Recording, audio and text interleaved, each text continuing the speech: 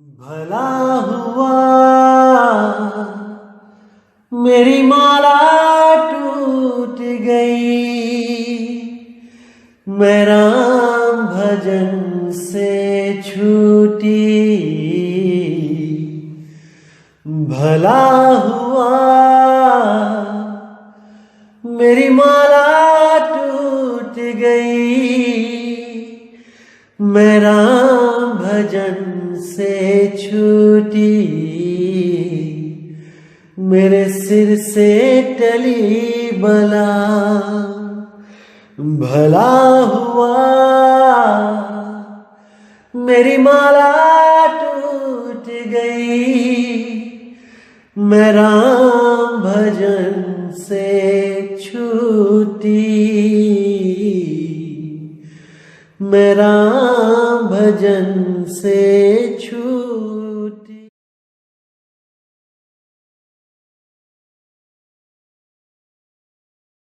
नमस्कार मेरे प्यारे भाइयों, मेरे परमात्मा के प्यारे जीव हंसों। मैं हमेशा मालिक से यही दुआ करूंगा कि आप सब मेरे भाइयों का विवेक पहले से ज्यादा और ज्यादा और ज्यादा से ज्यादा बढ़ता ही जाए। बस मेरे दिल की यही अरदास है कि ऐसी कोई चीज ना रहे जो आपको समझ ना आए। हर चीज आपको बिल्कुल क्रिस्टल क्लियर होती जाए।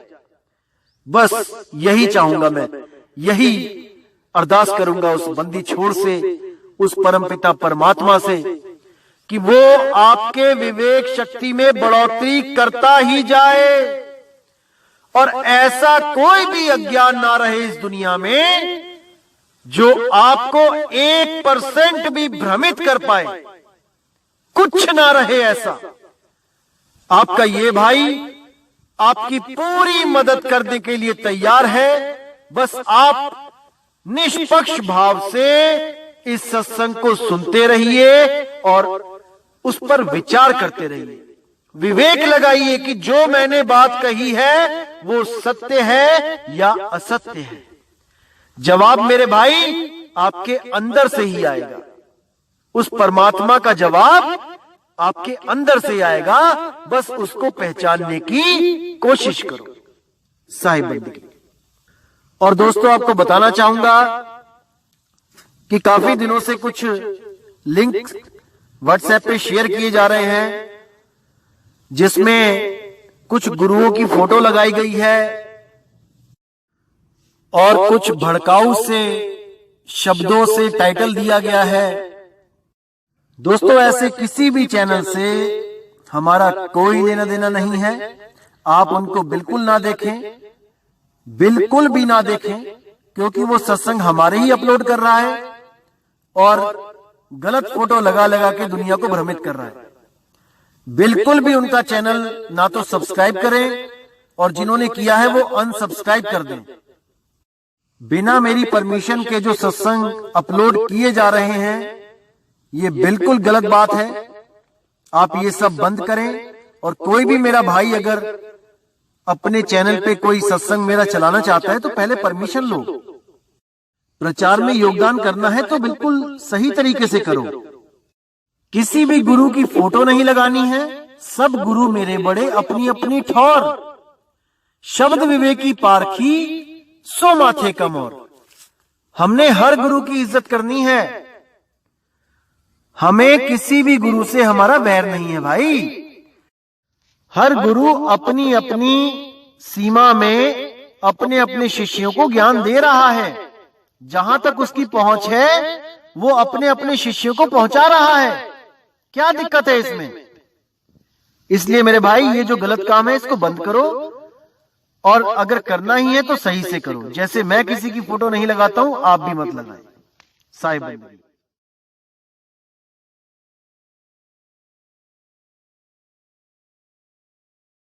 तो मेरे भाइयों, आज जो हम वाणी लेंगे वो बंदी छोड़ सतगुरु कबीर साहब की वाणी है। उलटवासी है। इसको आज हम समझेंगे और बहुत से भ्रम दूर करेंगे। तो क्या कहती है वाणी?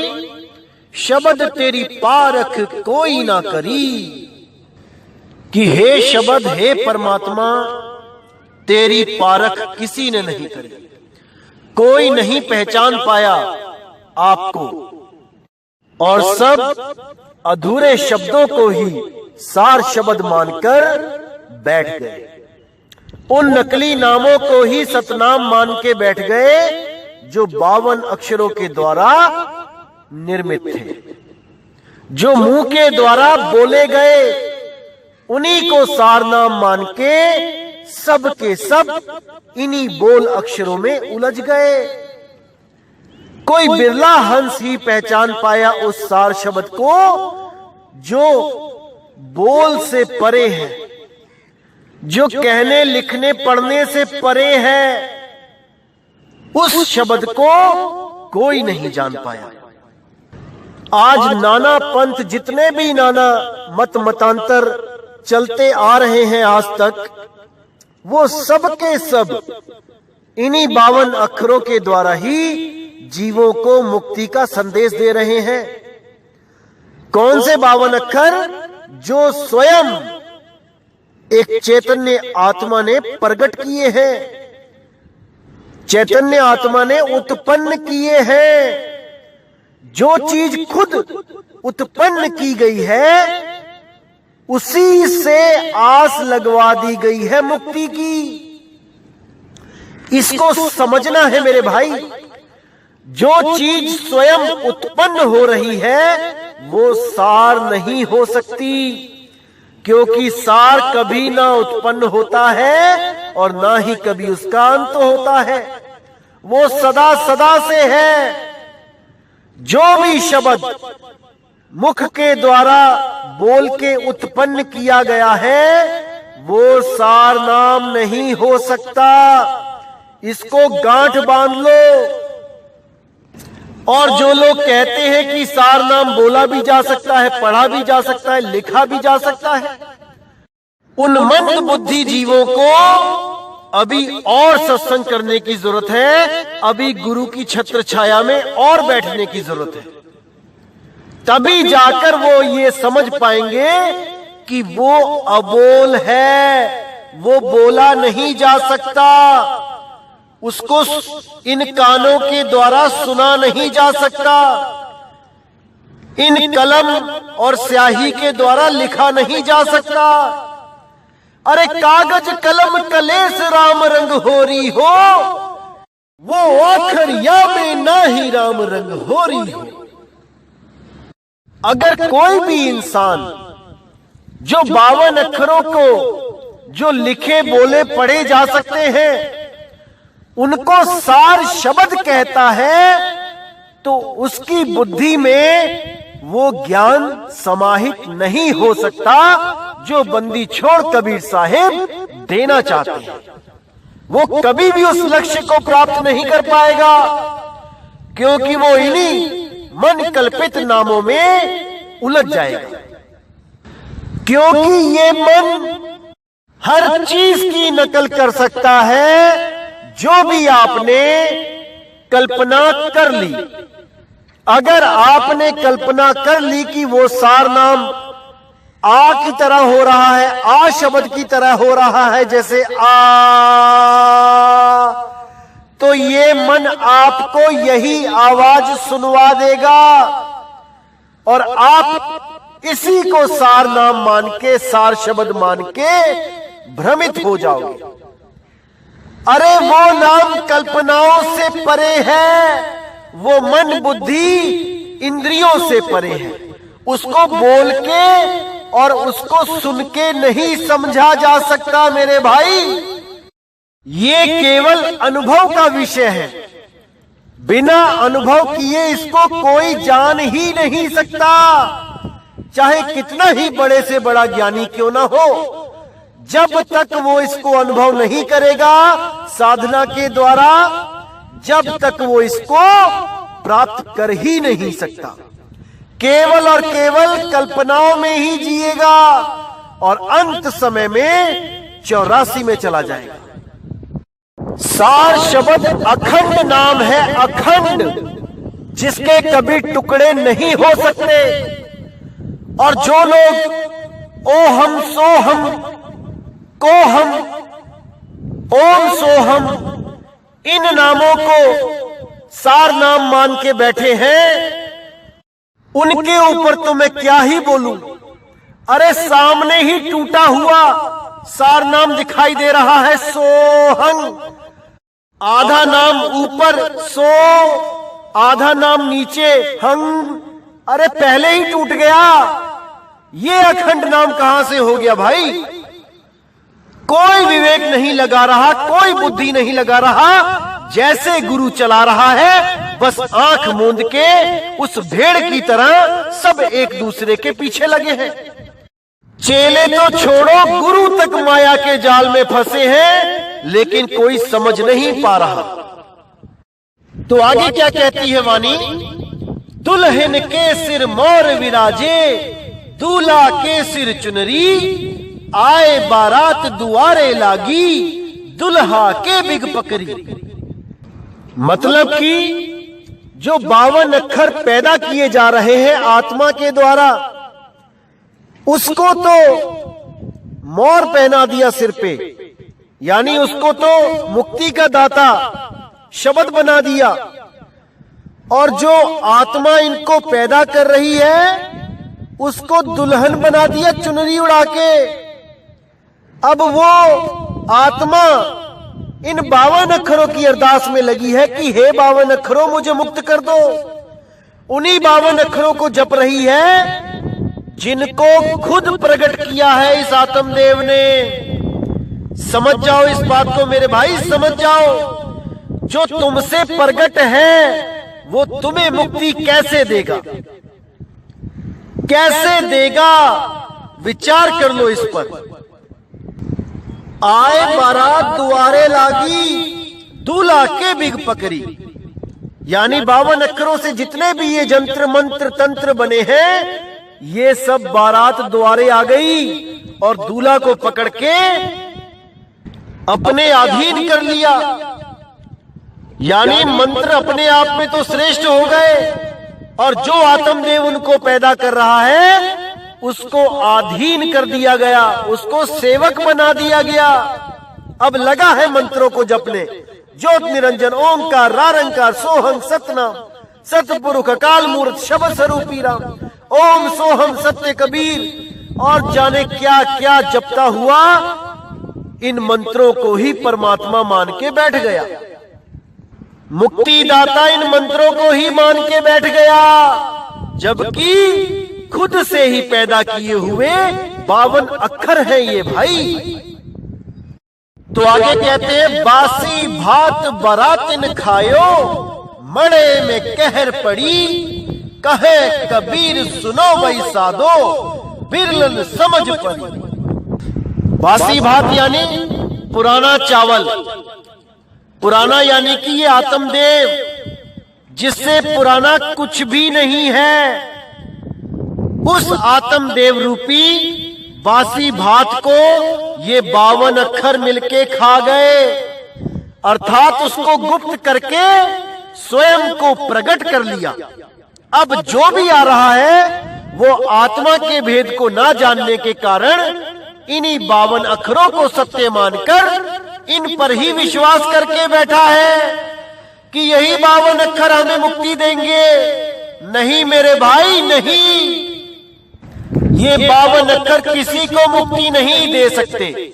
ये तो स्वयं उत्पन्न और नष्ट होते हैं, ये किसी को मुक्ति क्या देंगे? अरे मुक्ति का दाता वो सार शब्द है जो ना तो कभी पैदा होता है और ना ही कभी उसका अंत होता है। और दुख के साथ कहना पड़ता है कि कुछ लोग तो हमारे पंथ में भी इस गले से निकलने वाली आवाज को, जो आ अक्षर है, जैसे बोलने में आता है आ,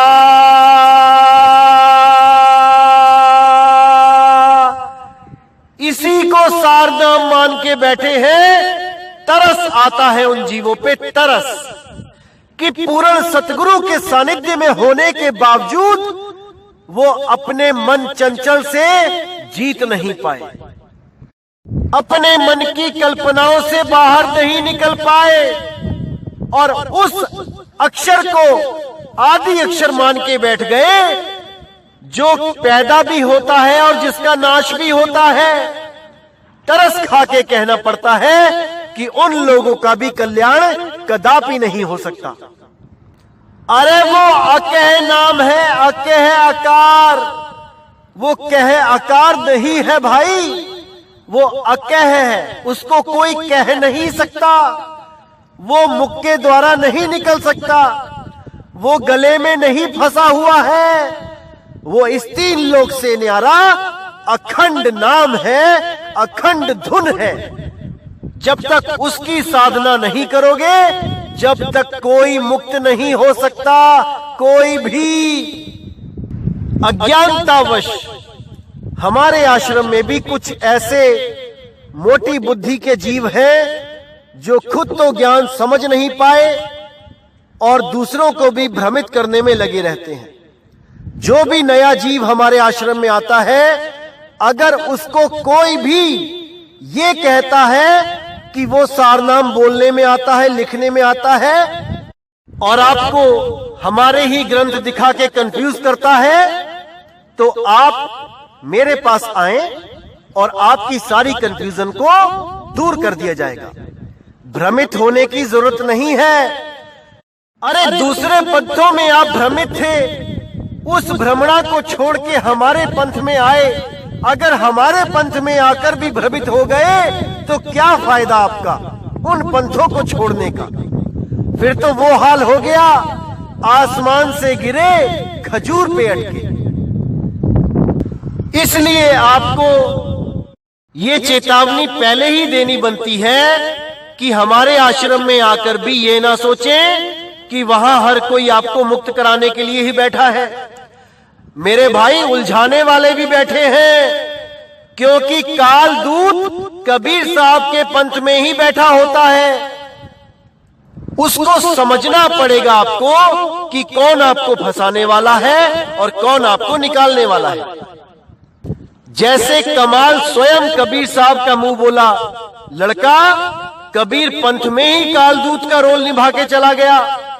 जैसे नारायण दास धर्मदास जी का सगा लड़का स्वयं काल का दूत था, इसी प्रकार हमारे पंथ में भी कई काल के दूत बैठे हैं। हमेशा उनसे सावधान रहें और हमारे सत्संग सुन के इतने विवेकी हो जाएं कि आपको कोई भी भ्रमित ना कर पाए।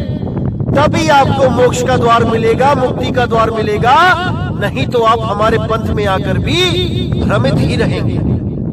अगर आपने किसी और की बात को माना गुरु के सिवा, केवल और केवल गुरु के द्वारा कही हुई बात पे ही विश्वास करें मेरे भाई, अन्य किसी पर भी विश्वास ना करें। भले ही वो कितने ही वाणियों को तोड़ मरोड़ के गलत अर्थ बता के आपको समझाए, कदापि विश्वास ना करें। आपके जीव का सवाल है, आपकी मुक्ति का सवाल है मेरे भाई। तो आगे क्या कहती है वाणी कि कहे कबीर सुनो भाई साधो बिरले समझ परी, कि इन बातों को कोई बिरला ही समझ सकता है, अन्यथा सब के सब इन्हीं 52 अक्षरों और इस आ के जाल में फंस जाते हैं। अरे इतने बड़े बड़े पंथ नहीं समझ पाए इस आकार को कि ये आकार क्या है। गीता में स्पष्ट लिखा हुआ है कि मैं ही आकार हूं और मैं ही काल हूं। आकार ही काल है जो 52 अक्षरों को बनाता है।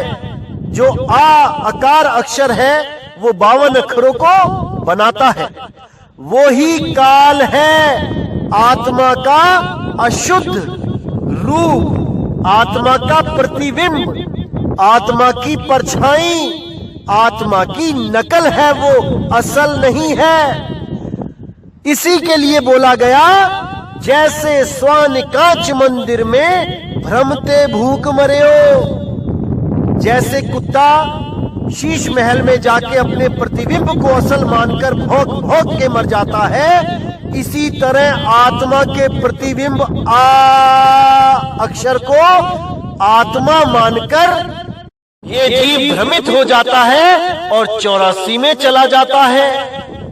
इस पर गहन विचार करने की आवश्यकता है मेरे भाई, गहन विचार। तो मेरे भाइयों, आज का सत्संग यहीं पे समाप्त करते हैं और अब मुझे आज्ञा दें और जो कुछ मैंने बोला है उस पर पूरा विचार करना है, क्योंकि कुछ लोगों ने हमारे खिलाफ कई ग्रंथ छापे हैं जिनमें यहां तक लिखा है कि मदन पंथ के लोग साधना करते वक्त कान बंद करते हैं और आ की धुन को निकालकर उसमें ध्यान लगाते हैं। महा अज्ञान है ये। आने वाले सत्संगों में मैं इन सब का भेद खोलूंगा और आ क्या होता है इस सब का भेद अच्छी तरह समझा दिया जाएगा, ताकि आपको दोबारा कोई भ्रमित ना कर पाए। ये कहकर कि मदन साहिब के पंथ में आ की साधना होती है, कदापि नहीं मेरे भाई, कदापि नहीं। अगर ऐसा होता तो हमारे झंडे पर भी आ लिखा गया होता। जैसे आप देखेंगे कि अन्य पंथों के झंडों पे आ लिखा जाता है। अरे आ ही तो ब्रह्म है, इस ब्रह्म से ही तो बचना है। उस पार ब्रह्म को जानकर वहां पहुंचना है, ब्रह्म के पार पहुंचना है, ना कि इस आ के चक्कर में फंसना है। समझ जाओ मेरे भाइयों, समझ जाओ। जहां लग बाणी मुख पर गासा, तहां लग काल करे सब ग्रासा। कोई भी अक्षर अगर आपके मुंह से निकलता है तो वो काल की हद में ही है, वो अकाल पुरुष का शब्द नहीं है, क्योंकि होठ कंठ लागे नहीं, जिब्या नहीं उच्चार, और गुप्त वस्तु को जो लखे सो है हंस हमार। जो उस गुप्त वस्तु को लख लेता है वही हंस है, वही कबीर साहब का सच्चा जिज्ञासु है, जो सत्य असत्य का निर्णय करना जानता है। अरे किताबें लिखने से पहले इतना तो समझ लेते कि ये आ अक्षर कहां से निकल रहा है। ये शरीर के द्वारा उत्पन्न होता है। जब शरीर भी नहीं था तब ये आ अक्षर कहां था, मुझे इसका जवाब दे दो, मुझे इसका जवाब चाहिए। लेकिन आप नहीं दे सकते, इसीलिए मैं आपको कह रहा हूं कि मदन पंथ को बदनाम करना बंद कर दो। मदन पंथ की असली साधना नी अक्षर साधना है, वो अक्षर जो मुख के द्वारा प्रकट नहीं हो सकता। मुख के द्वारा बोले जाने वाले सारे अक्षर शर है, नाशवान है। वो अविनाशी अक्षर अविनाशी है, अखंड है, वो मुख के द्वारा नहीं कहा जा सकता। उसको कान सुन नहीं सकते, उसको ये आंखें देख नहीं सकती। समझ जाओ मेरे भाइयों, समझ जाओ। तो दोस्तों, इसी के साथ मैं आज का सत्संग समाप्त करता हूं और परमात्मा से यही अरदास करता हूं कि मेरे सब भाइयों का विवेक पूर्णतया जाग जाए, ताकि कोई भी काल का दूत उनको उलझा ना पाए, बल्कि विवेकी हंस ही अपने ज्ञान के द्वारा उन काल दूतों को करारा जवाब दे। तभी बात बनेगी मेरे भाई, तभी आप इस 84 से निकल पाओगे। जब तक स्वयं विवेकी ना हो जाओ तब तक आप यही उलझे हो। इसीलिए मैं कहता हूं कि अपने विवेक को जगा लो, ताकि कोई भी आपको भ्रमित ना कर पाए। तो दोस्तों, इसी के साथ मुझे विदा करें। जय गुरु बंदी छोड़ वैराग साहिब, जय गुरु बंदी छोड़ मदन साहिब, जय गुरु बंदी छोड़ साधु शरण साहिब, जय जय गुरु बंदी छोड़ सतगुरु सत्य कबीर साहिब की सदा ही जय हो, सदा ही जय हो मेरे मालिक की साहिब बंदगी सतनाम।